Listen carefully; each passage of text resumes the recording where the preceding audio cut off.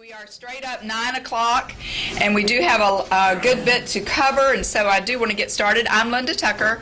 I'm the city administrator. Most of you know me in one way or the other. For those of you who are meeting me for the first time, you may look at my wall of fame and figure out that I know how to work and play, too. So just pointing that out to you. I want to introduce the players here. First of all, you have Mayor Dick Cronin.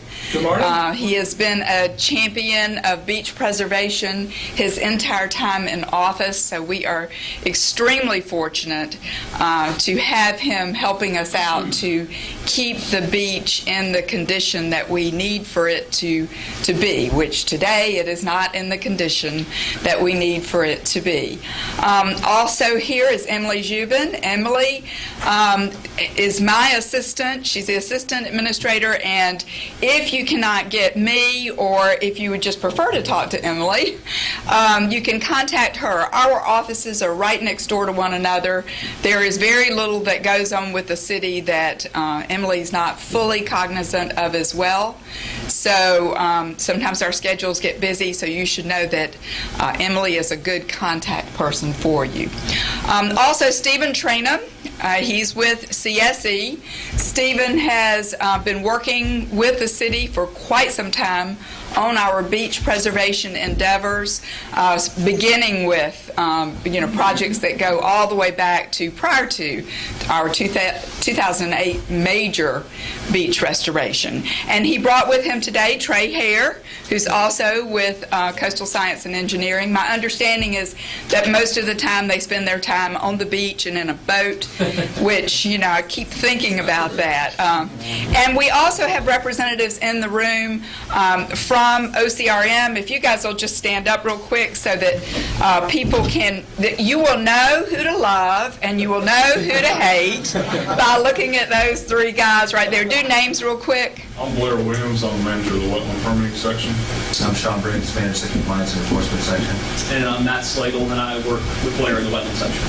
Thank you very much. So, as you know, we do have both Corps of Engineers and South Carolina Department of Health and Environmental Control, Ocean and Coastal, tell me what it is? Resource OCRM management, yes. That we have to make sure that we're following the rules, and so these people are here to help us do that, and they have been excellent partners for the city throughout this process, and we certainly do wish that to continue. We're going to go over a lot of material today. I'm hoping that much of it will make you very happy, and hopefully we can look forward to, in a few months, having a healthy dry sand beach back out there, and we will continue to monitor it and continue to take care of it. Emily is going to give you sort of the status of where we are on the money and the stakeholders. And I'm going to ask you to come there. We're videotaping. Let me get where the mic is. Yep. We're videotaping this today because there are some people, because of the short notice of the meeting, who could not be here. We have promised them that they can see the presentation in total and hear the status by watching the videotape. So for that reason, the mic is going to be very important to us. Good morning. I have the good news section. Other folks do as well. But from the city's perspective, the status of the stakeholder agreements and the funding is solid at this point. We have received agreements from all the properties that are impacted with this project, save one, and we do not consider that one to be an obstacle in moving forward. And so from a legal perspective, from an agreement perspective, we are good to go. We also consider the project to be fully funded, and so we have the financial resources we need to be able to execute. The city tracks the project spending, the project funding very, very carefully, and reports it every month at the Ways and Means meeting, which is the third Tuesday at 5:45, and it becomes part of the public record. So if you're interested in tracking the funding in more detail, Ways and Means is the place that we are carefully recording all of that. But just to cover the project funding, so this is what the city has on hand now. Our budget estimate for this project is $1,200,000. $1,265,000. So that's actually what is in the city's FY15 budget in terms of what we expect. The project may come in a little bit less than that. It's hard to say at the front end, but in terms of what makes up that number, the funding that we have on hand, residuals from the 2008 project are $664,054. So that was in the escrow account from before.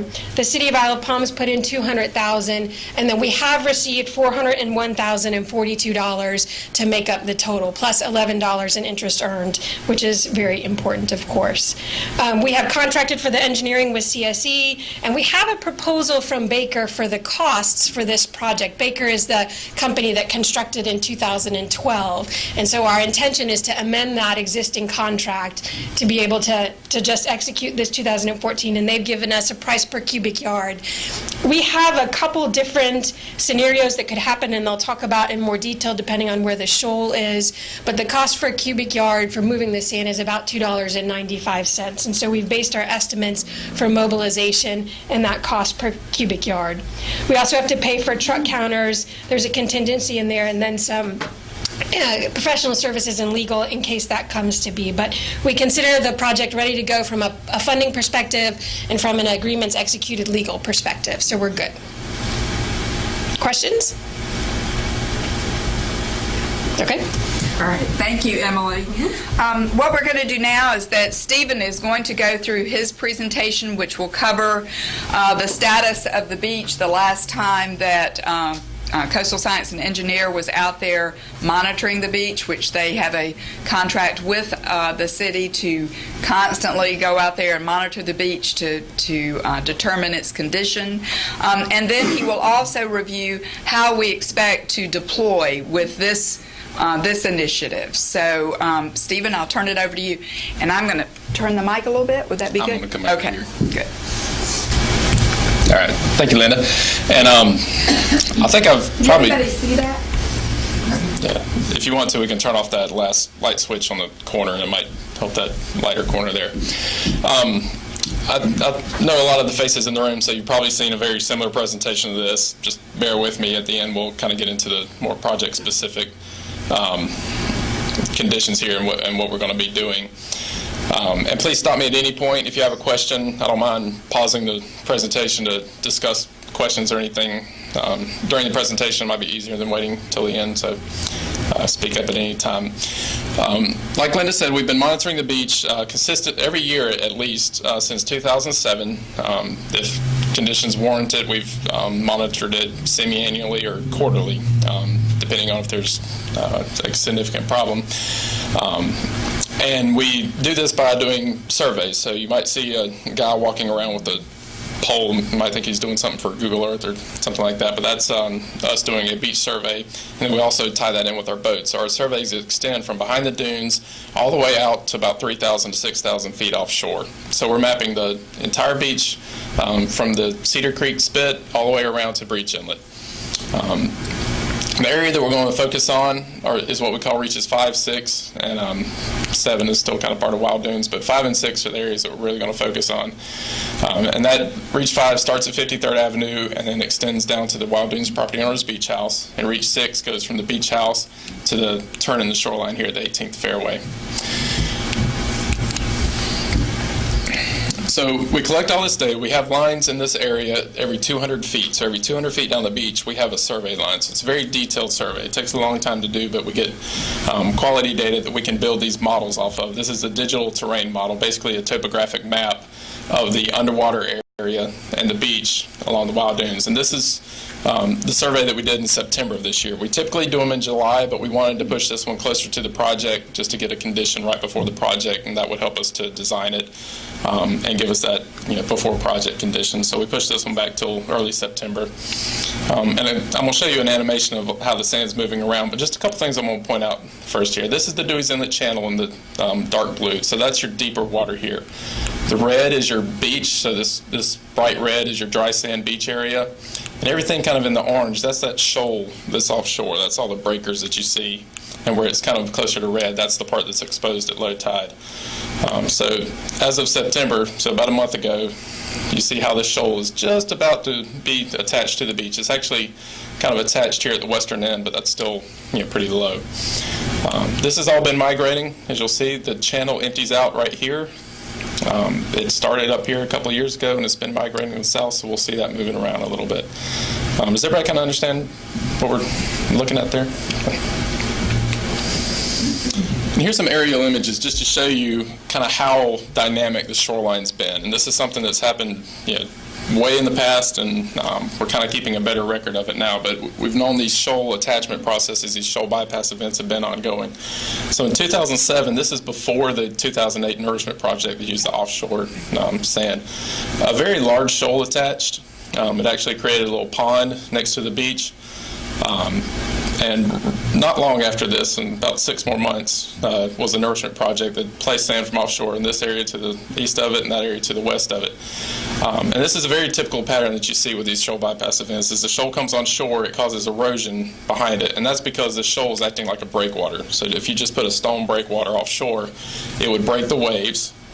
So the waves kind of stop out here, and as sand's moving along the beach behind it, there are no waves anymore, so the sand falls out onto the beach, and that's why the beach builds out behind it. And that sand's coming from the adjacent areas, so that's why we have these erosional arcs adjacent to the shoal and the buildup behind it. Another smaller event attached in 2009. This is pretty close to condition where it's just about attached today, but this was a much smaller shoal. 2010, an even smaller shoal attached. You can kind of see it here. There's a little channel between the shoal and the beach. 2013, I know it's kind of hard to see this image, but there's no shoal close to the beach. It's further offshore. And in here, and you're starting to see the erosional arcs getting pretty prevalent adjacent to the shoal. The beach is building out here behind it. So now over to, this is about March 2014. I stole from Google Earth. But you see no dry sand beach here, no dry sand beach there at Ocean Club. This is the Beachwood East area. The shoal is just about attached to the wet sand, low tide area on that western side, but still a decent ways offshore right here. And so now this is coming even closer. This is attached but still pretty low. There's a lot more sand offshore, underwater here that we're not seeing that's moving onshore. But we'll get to the animation in a second. But just to look at the beach volume. So how's the beach volume changed since the nourishment project? So these are reaches 5, 6, and 7. And these are just simple bar graphs showing you what the average volume is in each one of those reaches. And we use this term unit volume. That's basically if you took a foot width of beach from the dune off to offshore, that's how much sand is in every foot width of beach, if that makes sense to you. So if you're looking out to sea, think of a 1 foot wide section of beach, that's how much sand is in that 1 foot wide section from the dune out to deep water. So in Reach 5, that's the area between 53rd and the beach house. The nourishment bumped it up here in 2008, and it steadily eroded to 2014. And some years you'll get a little bit higher rates of erosion. Some years will be a little bit less. It actually did a little bit better this past year, but again, that's the whole reach, not specific areas within the reach. Within the reach, one area can be worse, one area can be better.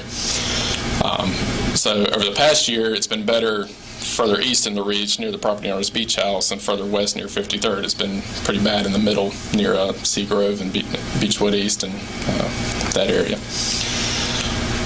And we're below where we were before the 2008 project, so we've actually lost more sand than was placed in 2008. Even though most of that, say most of the reach, a good bit of that reach is healthier, we've lost more sand between about Seagrove and the property owner's beach house than was there, and that kind of accounts for the whole net erosion. So moving on to Reach 6, that's again the area between the beach house and the 18th fairway. It got a lot more sand during the 2008 nourishment because it was in a lot worse condition, and it's also eroded since the project, but it's actually been a lot healthier overall. And that healthy section is between the beach house, Mariner's Walk, Ship Watch, Port of Call. All those areas are fairly stable. A lot of them are even gaining sand. But then we have that hot spot around Seascape, Ocean Club, obviously, and the golf course. So most of that sand that's lost is accounted for in that small area between Port of Call and the 18th hole there. But still, overall, the reach is much healthier than it was before the 2008 project. And And then the Reach 7 just show you it's gained sand almost consistently since the project, and that's sand that's moving around from the front beach along to the shoreline there. So it's been very healthy since the project, which didn't add a whole lot. It's actually gained more sand than we added during the project. But overall, we've lost about 2/3 of the nourishment sand between 53rd Avenue and the creek. So 1/3 of the sand is still within those limits, and we're here about 6 years after the project now. And again, a lot of that volume that's lost is that volume of sand that was there in 2007. A lot of this sand is eroded now. That wasn't necessarily nourishment sand, but it contributes to this net erosion that we're seeing. Any questions so far, Ricky? Again, this is just kind of looking again at the total big picture. This is how much sand was added during the nourishment. It was close to 1 million cubic yards of sand, and that includes some natural accretion over that time between the project and those two surveys. And then just a kind of steady decline over that whole area between 53rd and the spit there. All right, so here's the animation that you better play. You played the first time.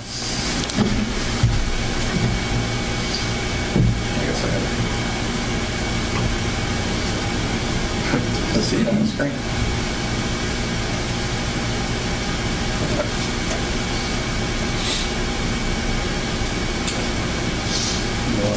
It's on the hard drive out the car. Copied it over. Okay. We'll come back to that. Sorry, I was trying to be safe and copy the file from my drive to the computer because that drive's a little squirrely, but forgot to copy that file. So we'll come back to that.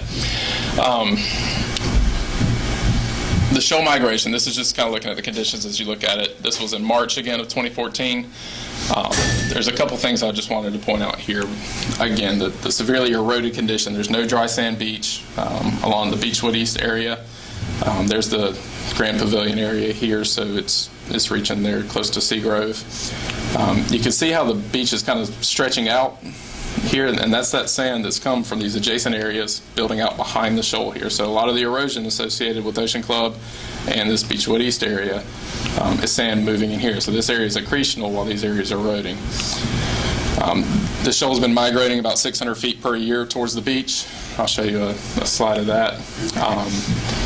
And Trey's got this, we'll hook this up in a second. But I got this blue area here, that's showing you that the channel is moving around. Please forgive me. All right, this is an animation starting in 2007 when we did our first survey, and then it goes all the way through 2014. Get over here out of the mic. So you'll see the channels here in 2007, and then the new channels breaking through right here by 2010. And now in 2011 and 12, this channel's starting to migrate around. So if you look again now at this sand here that's on the seaward side of the channel, that starts migrating to the southwest, and as that new channel breaks through, now it's on the beach side of the channel. So this is the sand that's been migrating to the beach over the past 5 or 6 years, and it's now just attaching to the beach. What's also happening is all this sand that's kind of further offshore as part of this earlier delta is slowly migrating its way inside or closer to the beach as well, and it's kind of merged with this sandbar now, and that's that western arm that's attaching in front of Dunecrest in that area. That's some of this remnant sand from this earlier delta. So all that's merging together and coming on shore, and what I want to point out is just how little of the sand that you actually see exposed is not even, what you see exposed is just kind of a little bit of that brighter red color. The rest of the sand is underwater, and that's still coming on shore and will continue to nourish the beach. So there's a lot of sand out there. There's over 1 million yards of sand that's coming on shore, and we're, the goal of the project is to try to manage the sand as it's coming on shore and relieve this temporary erosion associated with the breakwater effect. So this is a cycle that occurs periodically. We don't have the monitoring data going back long enough to see how regularly this channel avulsion occurs, but we know even if the channel was stable, periodically sand would, these smaller shoals would break off and attach to the beach, like we saw in 2009 and 10. Stephen, I think the mayor has a Yeah, go back to 14. Or something that's 14.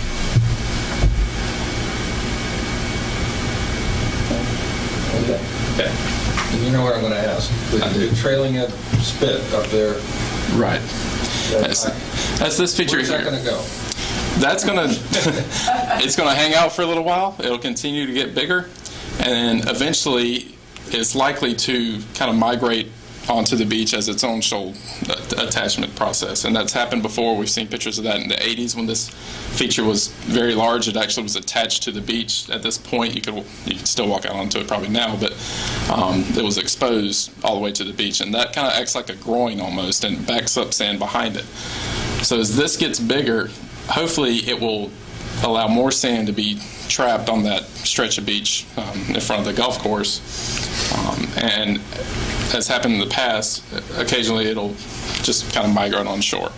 I meant to throw a picture in here of the 40s when there was a very large shoal bypass event and this trailing up spit, and they actually merged together and created almost a new barrier island offshore.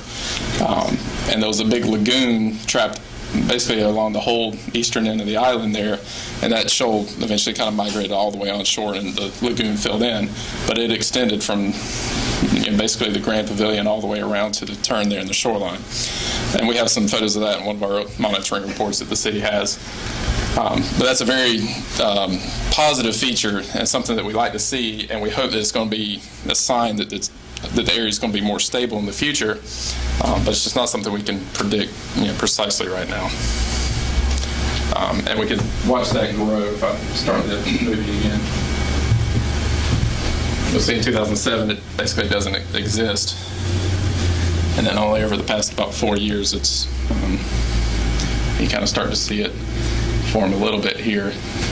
And then here in 2012, it really starts to get bigger, 2013 and now 2014. So it's really started to get bigger over the past couple of years. So some of the sand you're losing off the beach is recycling in your favor. It's just, again, not exactly where we want it. Any other questions on this part? Yes.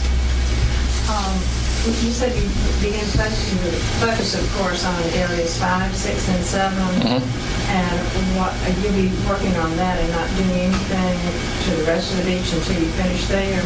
Will work there impact negatively on areas up around the boardwalk end, or will there be no effect? Boardwalk end, that's Grand Pavilion. It will not, because and we'll get to the layout of the project here in a little bit, but basically all we're doing is mimicking the natural process that the sand's coming on shore and spreading out. We're helping it along to kind of speed up the process a little bit. So instead of waiting for the shoal to completely attach and then naturally spread out, we're going to already spread some sand out first, and then the shoal will attach and continue to spread out. So will it have any impact, the work there, will it have any impact on the areas at the other end? At the other end around like the Dewey's Inlet? We're going to see where the boardwalk end. We're planning on putting sand there around Seagrove and Boardwalk End. Okay, at the same time that you're working on areas 5, 6, and 7? That is 5. That's area 5. Oh, okay. Yes. And I'll show a... Looking at it from the other end. No. Yeah, I'll show a picture of it that might help you. The literal current comes from Dewey's down to Sullivan's, right? Overall, if you look at the kind of the whole stretch of the island, it does. But locally, it can change direction in here with these shoals cause wave refraction. So as you have this arcing shoreline, the wave and this gap here in the shoal, that basically causes the waves to spread out. So try to pause it here, but around here you actually have sediment divergence where sand goes towards the inlet, and that's what's building up that trailing up spit. The sand kind of moves into the inlet currents push it back out, and that builds up this trailing up spit. It comes back behind the shoal, and then same thing on the other side here is the sediment can diverge and go behind the shoal. What do you expect that shoal fully attaches to the beach west of that area? Let me go back to my PowerPoint slide.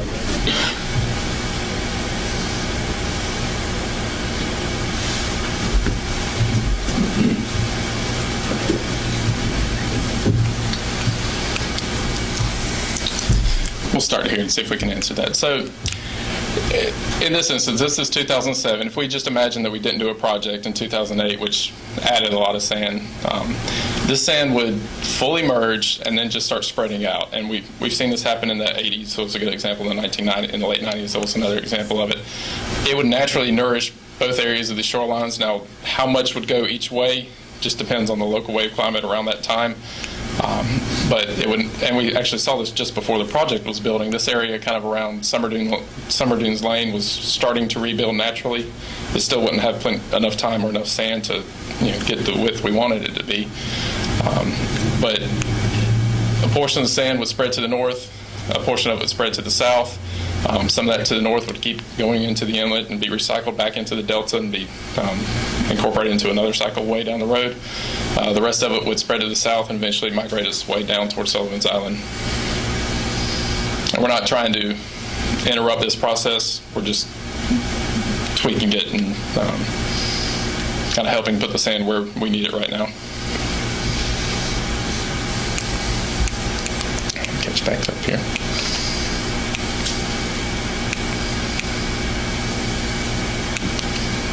Okay.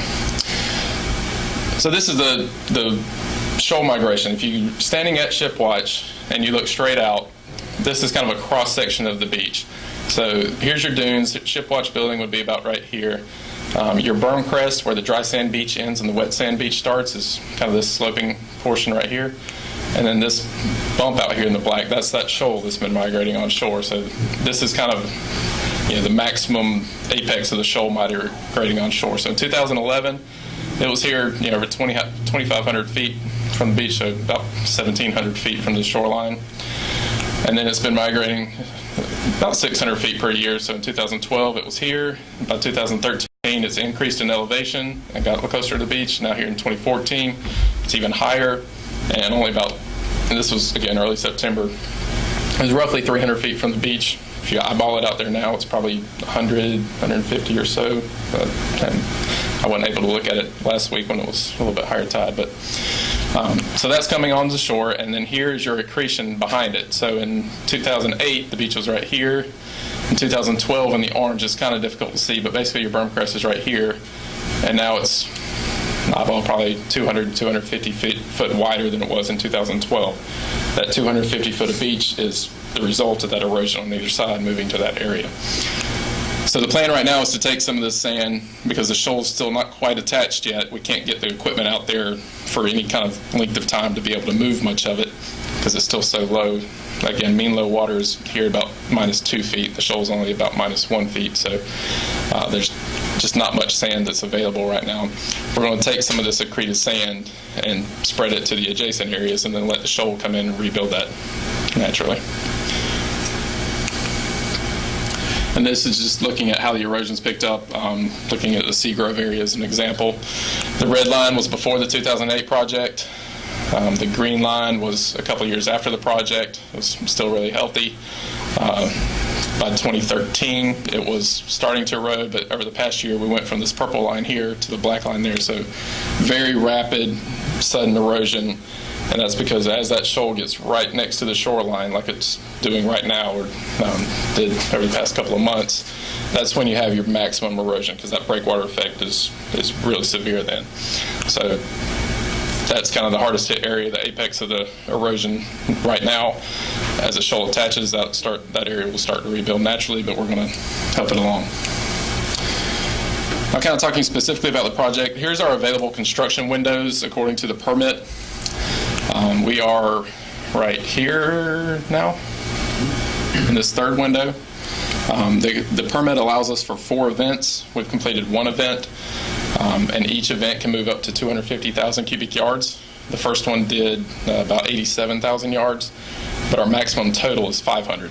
So over those 4 events, we can move a total of 500, and we've moved 87 so far.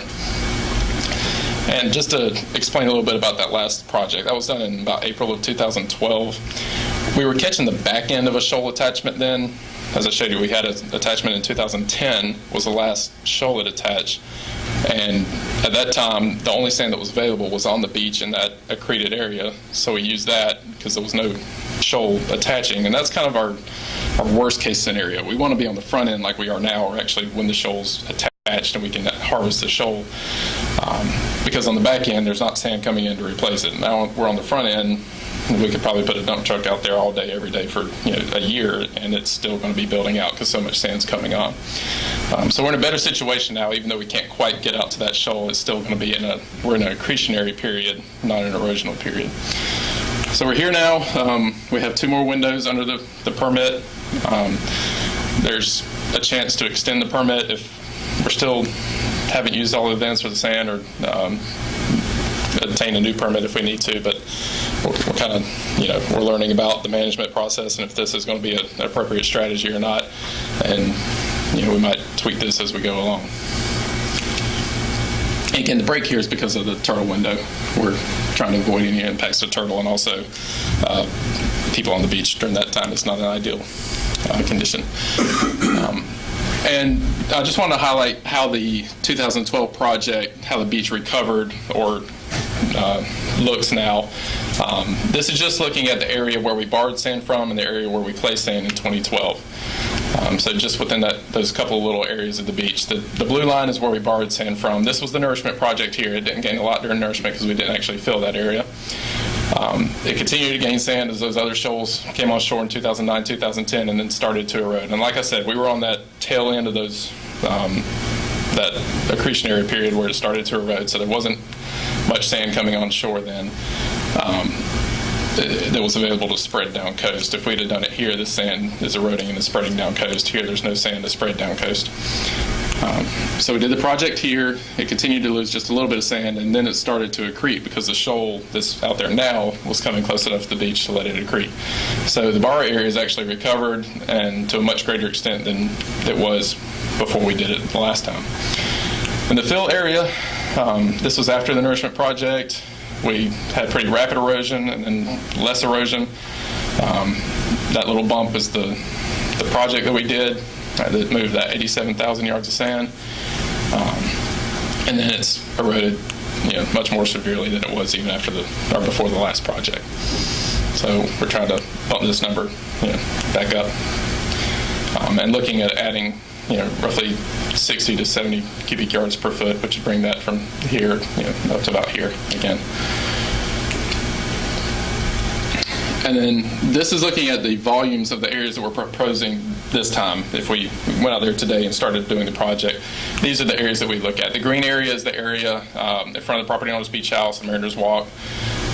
You see how its volume was increased with the nourishment project, and it's gained sand.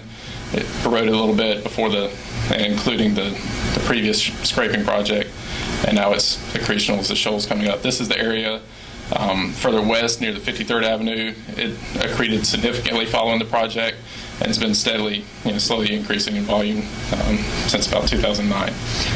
So the green and the blue are the areas where we'd be borrowing the sand from. The red and the purple are the areas that we'd be placing the sand. And you see they're much lower unit volumes and have been erosional over the past 5 years.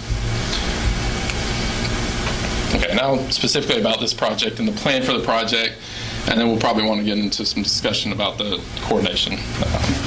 And I don't have a lot of slides to go through that, and we'll kind of wing it. But again, and this goes to your question here. This is the area around 53rd Avenue, which is right here at the very left of the screen, and then 56th Avenue is about right here. So that's one harvest area. And we're proposing to take about 80 to 100,000 yards out of that area and move it over to the area around Seagrove and Dunecrest and Beechwood East. And the limits of that basically are from Seagrove to Dunecrest. The other bar area, as we have it right now, is the area from the beach house to about Shipwatch.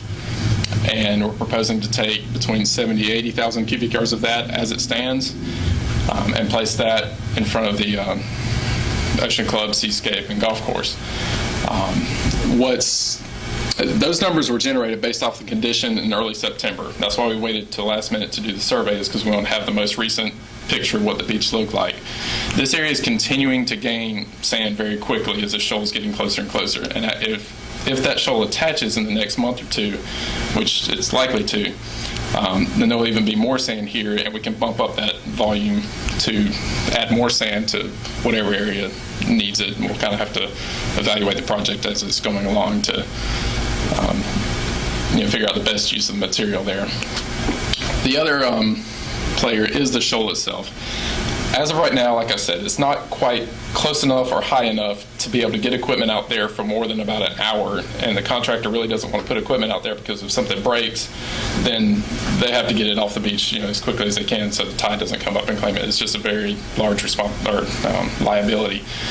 But if the shoal moves further on shore, gets higher, and more of it's available, then we want to take as much sand off of that as possible, because that is eventually the sand that would be spreading out. And that's the more ideal area to take it from. But we're going to kind of have to just wait and see and kind of play that as it comes along. So the project right now, the proposal we have is just to do the sand off the beach, and then like this first week in November is going to be a good spring tide. They're going to try to take as much as they can off this area that's connected that they can get during the spring tide, and then the rest of the month is higher low tide, so they can't get any of that. So then they'll be focusing on the beach work. Have I missed anything with that? Steve? Yes. How many cubic yards did you say were coming from the 53rd and 56th Avenue? 80 to 100 is the range that we've provided so far. We know there's a minimum of 80. We're optimistic that they could get more. We try to work out a base price for them so that they can have confidence in their bids, and then if we can let them dig and the sand's still there, then we'll let them get the maximum amount. We won't go over that area. I don't want to take any more from that area. It will be renourished naturally as the sand is spreading to the south, so it'll be fine. But this area is the one that we really want to be moving the sand from. Like I said, right now that's 70 to 80, but I'm very optimistic that we can bump that up a decent amount. Oh yes, that's right. 70 to 80 from the property owner's retail? 70 to 80 just from here. Now, and again, like I said, we're optimistic that we'll be able to take more from the shoal, or that area will be even bigger, but that was based off the conditions in September. Having another 2 months of this rapid accretion could bump that number up. And all of that will go directly to Seascape and Ocean Club? Correct. There won't be any in between, like Summer Dunes? No, that area is plenty wide right now, but we'll get wider. We do. I'm Jack Rogers. I'm on the board at Tidewater. From where our Tidewater sign is, the dune, a year ago, I did 75 paces to where the beach drops off. Yesterday I did it, and it's 55 paces. So, yes, there is beach there compared to the rest of it, but it is being affected. Tidewater, Portical, and as you go up to Ocean Club. Right. I think with the limited quantity that we have to distribute it in the most severely eroded areas, and you will benefit from that though, because the sand will spread back to the west. Until this shoal attaches and really starts to spread, sand's going to continue to move there, and that's the point I wanted to make is, after this project, I don't want anybody to have the impression that we're going to be fine and dandy for the next 4 years, because it's still a process that we're going to have to manage. So we need to keep monitoring and evaluating it, and the shoal, all that sand that's still underwater will still impact the waves and the currents and things like that, so we still might have erosion over the next year or two until it's fully attached and spreads out. But for the limited quantity we have, we're going to try to put it, best we can to solve those critical areas where you can remove sandbags, remove the sea, revetments and things like that. If we spread it out too thin, then it just won't be effective. Yes. We were under the impression that we were going to get like 200,000 cubic yards of sand in front of Seascape Ocean Club and the 18th green. So, is 87 going to be enough? Well, I understand. The permit allows us to move up to 250,000 yards during an event. Right. And we have to spread that out over the whole erosional areas, and the area around Beechwood East and Dincrest has just been very erosional the past year. So, and you've seen the revetment that's exposed there, the boardwalks that are falling in that area. If any available sand that we can get in this initial deployment, we're going to do. The city is wanting to move up to the 250,000 yards if we can. We're going to try to move every single yard we can. So this is going to max out at 100,000 yards. If we can get every other 150,000 yards, then it would go in the Ocean Club area. And that's really the best we can do with it right now. Just one. I have a question, and I agree with that, but the last meeting we had, I thought that the expectation, and granted, I realize it's nature, but at that meeting, I thought the expectation was that the area in front of Beechwood East would have had a shoal attachment, and we really weren't as concerned about the Beechwood East area, and obviously that hasn't happened. But part of my question involves Seagrove. Seagrove has a rock revetment. Wouldn't it make sense for them to manage their rock revetment and expand the height of their revetment? And those of us without revetments take the sand because we don't have a revetment. Their permit for their revetment allows them to maintain it, which is my understanding, and you all can dive in, that they can raise the height of it if it's sunk. Yeah, you can maintain it in its current state and its current dimensions, but you cannot add or strengthen to the revetment. That would include height. So they can't add any rock to their revetment. They can only cover it with sand? They can add rock to the extent that it maintains the original dimensions of the revetment. But if the revetment sunk, they can add rocks to go back to the original height of their revetment. If it's going back to the original dimensions of that revetment. Okay. Well, my concern is the north end. I think 80,000 cubic yards is going to be gone momentarily for us. And we're going to go to a massive amount of expense pulling out, my wave dissipation system, the bags. And my question is, what's our realistic expectation if we go to the expense and pull everything out and we get 80,000 cubic yards? What's a realistic expectation before we're in trouble again? I would love to give you one, but but obviously I can't exactly. If we can add up to the 100,000 yards, that's going to get you about 75 feet of beach width over that full area, which I think was 1,200 or 1,400 feet that we had it laid out in now. You've seen how fast the sand can erode. If we maintain that erosional cycle for another year, then that might be gone by the end of the summer, might be gone during the summer. But if we can move that extra 50,000 yards to get us to that maximum 250,000 yards under this deployment, then we'll obviously do that, and that's what we want to do. Like I said, the permit allows for a total of 4 events, so we have 2 more events. As long as we're within that permitted window, then we can do this again. That would basically start the whole process of finding the funds and basically doing it again. But I'm not sure if OCRM has any input on the window if we did this project and then it's still just the sand looks like it's being eroded by the mid to end of summer. Can we adjust that window to maybe do an event a little bit earlier in the fall? Because I think we're on the edge of that accretional period over the whole area, once the shoal attaches. But when that actually starts in front of Ocean Club or Seascape, I can't tell you that right now, whether it's 6 months, a year, year and a half. And your extra 150,000 cubic yards will depend on whether the shoal gets dry. Right, and if that area behind it, say we dig what we can out of here, and I forgot to point out, we have a buffer line. We have a limit on, we're not going to dig anywhere closer than 400 feet from the buildings. And we did that because we wanted to guarantee anywhere that we borrow sand from is not going to be in jeopardy, because that's kind of your worst case scenario, is if you borrow sand from it, then that area gets in jeopardy, then we're not going to be able to do anything in the future. So we want to maintain protection in the borrow areas, and I think that's critical. But if we dig this out and then over the next month it refills in as the shoal's coming on shore, then we can come back and get some more out of it.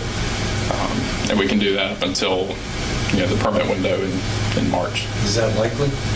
It's likely that we'll rebuild fairly quickly. And I'm still optimistic that at least the tip of the shoal will be attached sometime in November or December. Whether it's very accessible where you can get equipment out there regularly or not, I'm not sure. But it's rapidly approaching. Can you build a sand bridge from the shore onto? You can, but you just got to make sure that you have enough time to work with. And that's not in the current proposal from the contractor because they're specifically focusing on the areas of the beach now. We'd have to go back and get a cost for that extra work because that's a lot more involved work with getting out there with equipment and that kind of thing. Yes, sir. So you're thinking that we know how fast the last spring disappeared, but because the shoal has attached and is moving in, and the way the channel is running, that gives it a better chance of... I felt like this one would last better or last longer because of, I'll go back to the beginning here, a couple of things, but one, this channel is further to the south now than it was. It was right around here in 2012, which was allowing waves to really focus in right here on this area. The trailing up spit that's built up should be helping back up some sand. And the fact that we're on the front end of this, so as soon as this attaches, sand will start feeding this way. So we're in a much better scenario now than we were in 2012. And you said as far as that attaching, guess how long? For it to fully merge will probably take close to 2 years. If you look back at that 2007 project, or that 2007 shoal here, if you look how it's still relatively narrow, dry beach here, and then it's wider here. That's still 2 years later. That sand's still kind of spreading out a little bit. Now it's pretty much gone by 2009. It's kind of hard to tell if that's building out because of the shoal or still leftover sand, but it'll take a little while for it to spread out.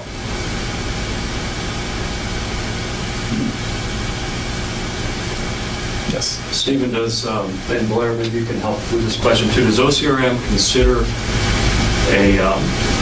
an event to be 250,000 cubic yards moved over a certain period during a certain construction window? Or are there any other guidelines as to what constitutes an event? I don't think it's specific in the permit.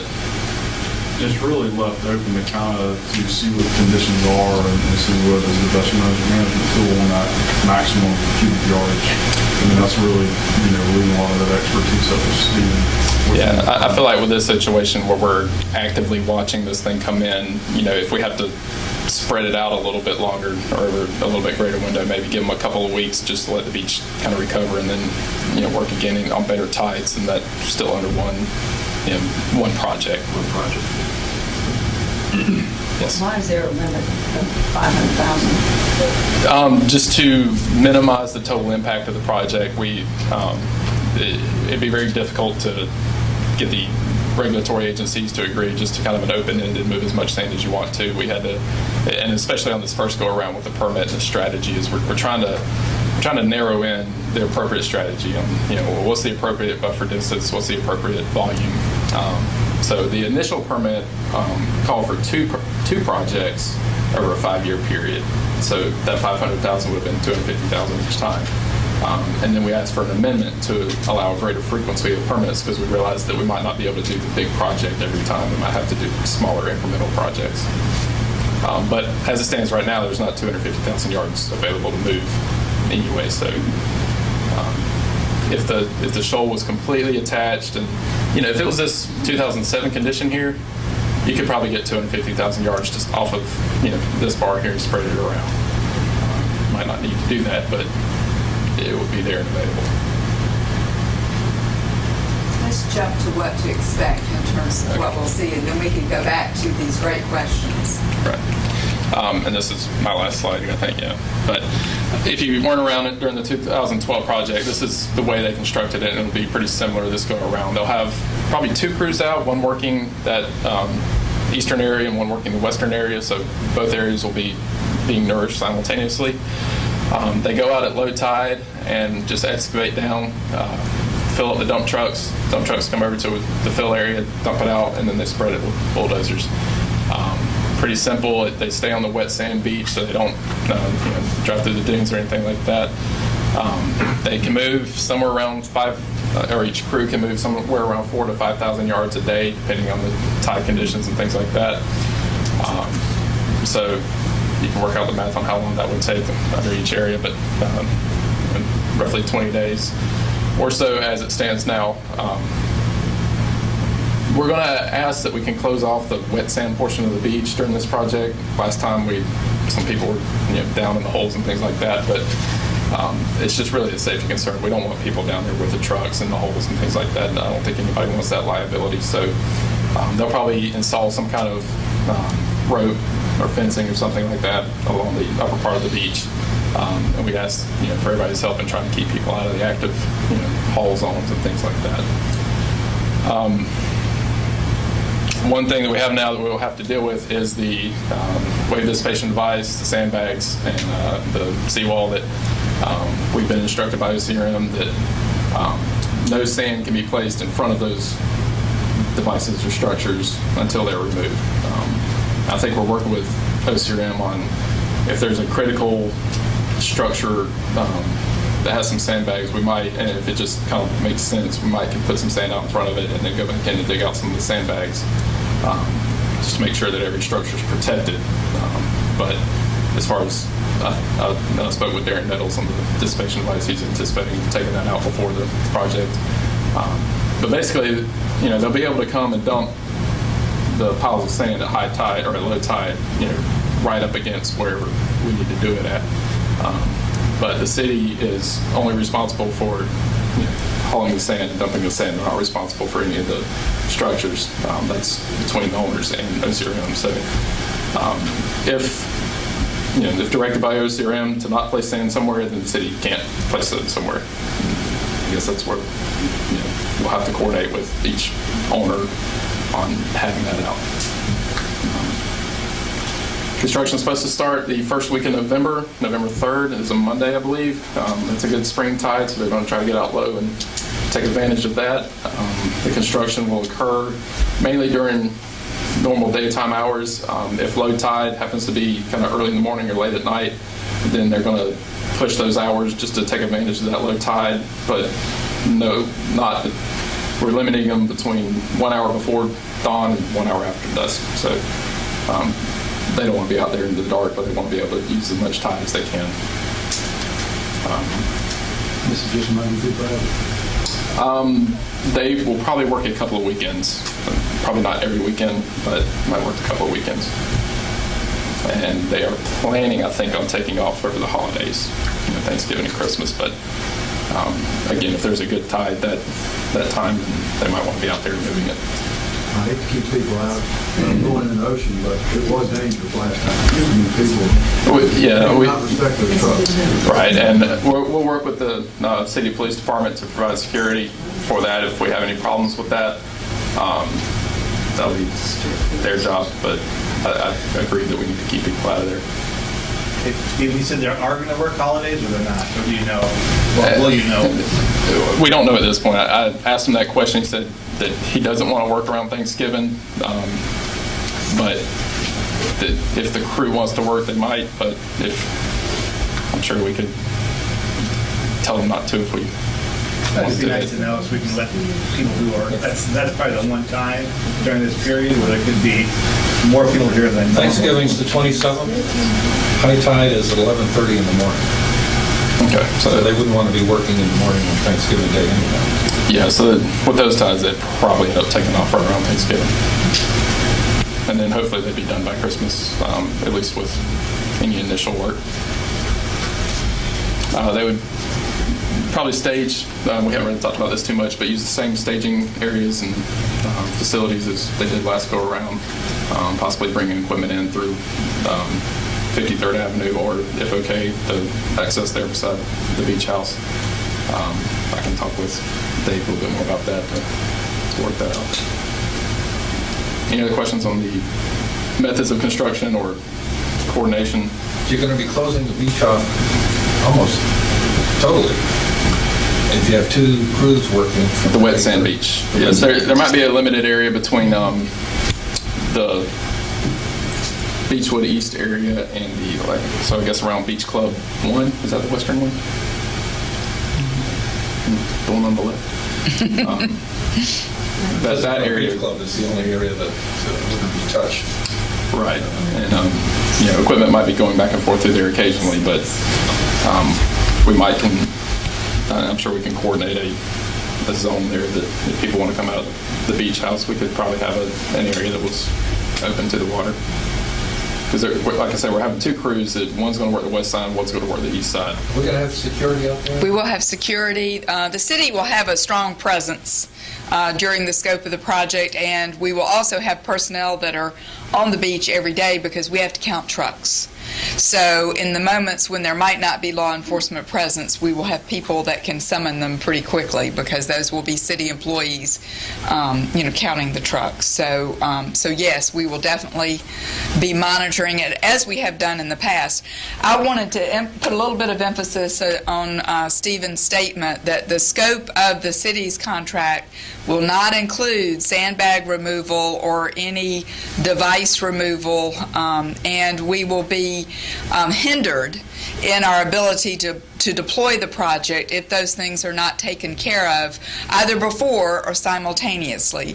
And for those of you who've worked with us before on this, you will recall that we had contractors that were working for some of the property owners or collective property owners actually lifting sandbags, cutting them, and allowing the beach-compatible sand to go onto the beach and then disposing of the fabric material at the same time that the project was going on. If I remember correctly, all the sandbags have already been pre-approved with the materials.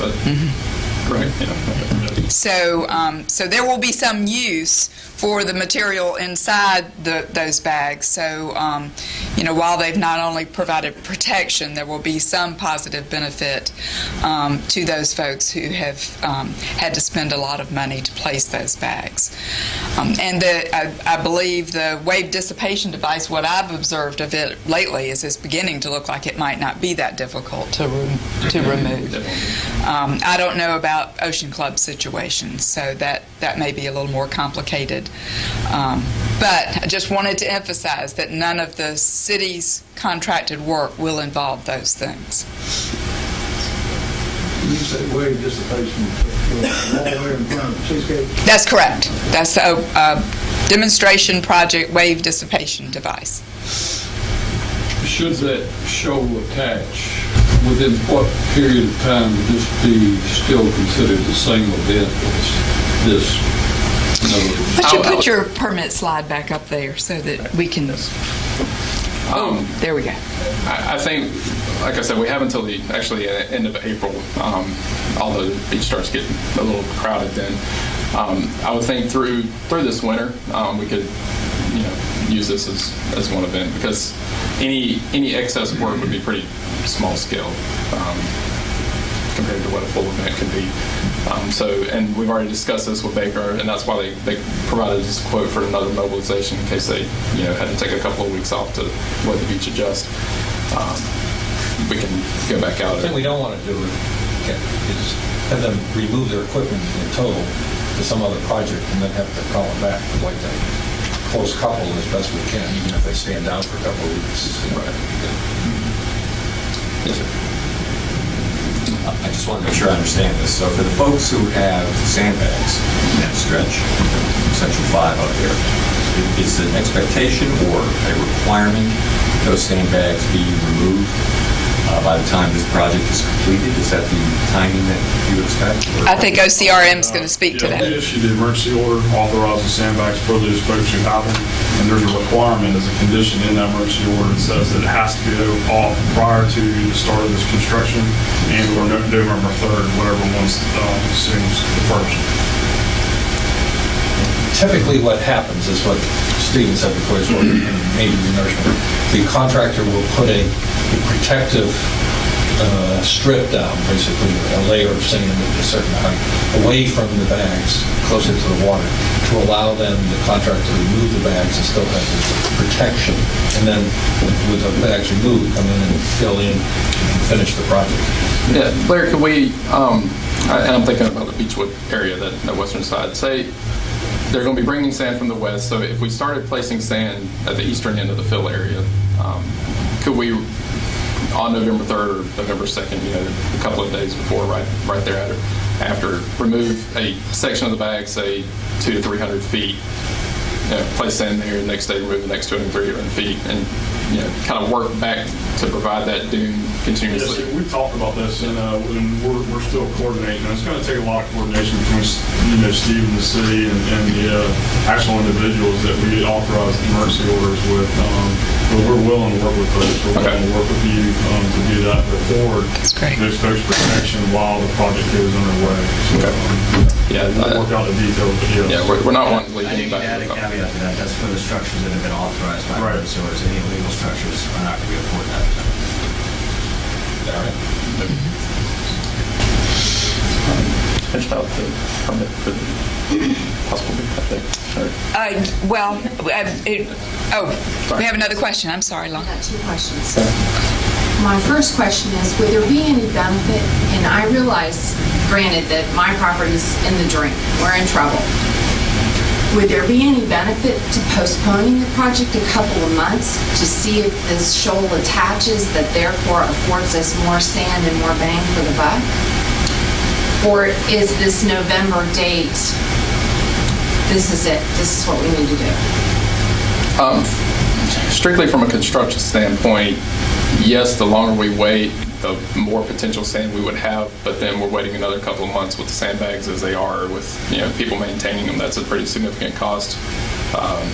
So the fact that we're still going to be able to move what we can on the beach, wait a couple of weeks, and then come back and move again if we can, to still get as much sand as we would have anyway.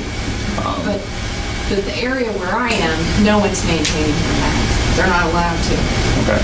And there's talk about removing the illegal structure. So my property is at tremendous risk. So I understand what you're trying to achieve, but what I'm afraid of is the short-term implications prior to November 3rd. Can I just touch on the sandbags not being maintained? Everybody who has authorization is required and is supposed to be maintained. There is no prevention. Now, they have requested they not bring any more in or bring any more sand in. Right. But the maintaining of the sandbags is required. That's really what I mean. They're not allowed to protect themselves, and they're immediately adjacent to me, which therefore puts my property at risk. So, I guess my question is, what do I do between now and November 3rd? And then my worry is November 3rd magical? Am I going to get my share? What's my share of the 80,000 cubic yards? If I get 20,000 cubic yards out of 80, because I'm sharing with the golf course and Ocean Club and then Seascape, I'm not feeling real positive about this situation. I'm alarmed. And so that's my question. I was under the impression we were getting about 200,000 cubic yards. And then on top of it, we are now, as you know, I've applied for emergency orders that I didn't previously have to get. So I'm just concerned about our conditions for the next month. And then I'm concerned on how long this is going to last. I don't think that there's a perfect answer to your question. And I think that the gamble that you're talking about is something that we weighed in terms of, when's the best time to try to do this in the window that we have to take an action. What I could hope for is the best possible scenario would be that the shoal starts attaching and that we are able to begin to harvest additional sand, not to exceed our 250,000 cubic yard window. But that's, to me, if nature wants to be kind to us, that's the best possible scenario. If we wait and lose this window, I mean, you can see when we have a chance again in terms of the permit. So I think that's a lot more sandbags, I think, and a longer time to maintain those sandbags. Since I'm not paying for that, I can't speak to what that costs, but I would imagine it's some fairly significant money, plus the daily maintenance of the bags. So I think we've sort of weighed what the best options are, and this is what we've come up with. Is it ideal? There's no way for us to know until we go out there and try, and hope that nature works in our favor and we can harvest some off of the shoal. Right, and if we move everything that we can now in November, and then that we could potentially wait till maybe February before that next round where we finish off to the 250, which would put us as far into the summer as we can. Try to maintain it as long as we can. But there is an option to go back and try and mine more sand if it's then available. Right. Up to the 250. Within that window. If we're saying anything, And there should be funds available for that Yes. second month. Right, and those funds are already. we're anticipating that may be necessary, and we have included that in the expense. So I do want to talk a little bit about the future because it is looking bright. Mayor Cronin and others, your representation in Columbia, all worked for basically 2 years to get through the Beach Preservation Act. On the election that is coming up on November 4th, there is a referendum on the ballot for the city of Isle of Palms. If you are not a voter, I recognize that you cannot vote in the city's election, but if you know someone who's a voter, if in fact that referendum passes, that will implement an additional 1% fee to the municipal accommodations tax, and those funds will be earmarked for beach preservation for the city. So what this means is that the city has not ever had a continuous source of revenue to put towards this initiative. If that referendum passes, so it's very important that you chat this up out there, if that referendum passes, it will give us a continuous source of fund so that while there still may be occasions where the city has to reach out to the stakeholders, and that is very likely, because we will have this recurring source of funds, if in fact the referendum passes, then that would be good. We're projecting that would generate roughly $800,000 per year. So you can kind of do the math to figure out, what we would be able to anticipate in terms of, those funds being available. So this referendum's extremely important coming up in this elections. There's actually literature on the back table there about the ballot. So if you want to take it with you to read up, you can. So Listed on the website. yes, it is also on the website. Yes, Jeff. That 1% can only be used for beach preservation? Beach preservation, which there's a lot of detail in the law as to what's beach preservation. It can be projects like this. It can be, a major offshore initiative like we had in 2008. It can also be access ways, anything that would fall into the category of beach preservation. It can't be used for fire trucks. Exactly. Okay. Exactly. So we're. So earmark though, why would you say earmark instead of in a specific fund? The law is very specific as to how it can be used, and in fact that language is back there. So It can only be used for nourishment, renourishment, maintenance, erosion mitigation, monitoring of beaches, and maintenance of public beach accesses within the corporate limits. What happens if 10 years down the road the city decides they don't need those funds there, miraculously the beach are treated? What happens to those funds? Well, we have $8 million. That would be a wonderful. We've never had to deal with that. Yeah. What would happen? We'd have to go back to the legislature and ask them for some relief. The state legislature? Yeah. I would not anticipate that. In fact, what we have begun to talk about in terms of preparing for the future is that we may need to think and contemplate in terms of another major beach restoration like we did in 2008, where we have an offshore dredge and pump sand onto the beach. Those permitting requirements and also the expense of doing that is very high. And so we've talked in terms of, now might be the time to begin that process too. So we're in the very initial staff level dialogues of whether or not that would be a smart thing to do at this point, so that we have a permit in hand and are ready to go, and not necessarily in the kind of situation that we were in 2007, where we were really rushing to try to get everything done so that we could get some relief. Yeah, that idea would be, in the event that this strategy there's not enough sand to move around to, offer any kind of mitigation, and it doesn't look like there's going to be any sand for the next couple of years, then really your only option is another offshore project. So having that permit, or at least having most of the studies done, but having that permit in hand where you can say, what, it looks like we're going to need it here, I think could be very beneficial. Like I said, we're trying to manage this very dynamic shoreline the best we can. We can't predict anything with 100% accuracy, just because these shoals come on shore in different places and over different times. So it's just uncertain, 5 years down the road, what it's going to look like. So having any kind of tool that you can have in your hand at your disposal will be very beneficial. Are there any other questions? And I hope that no one sees any obstacles to our going ahead with this plan and deploying.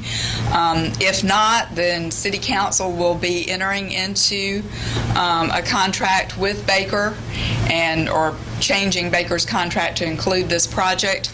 And so that will happen in the next 30 days roughly, and we will be moving forward come the 1st of November, weather permitting out there. Okay? Thank you so much for coming.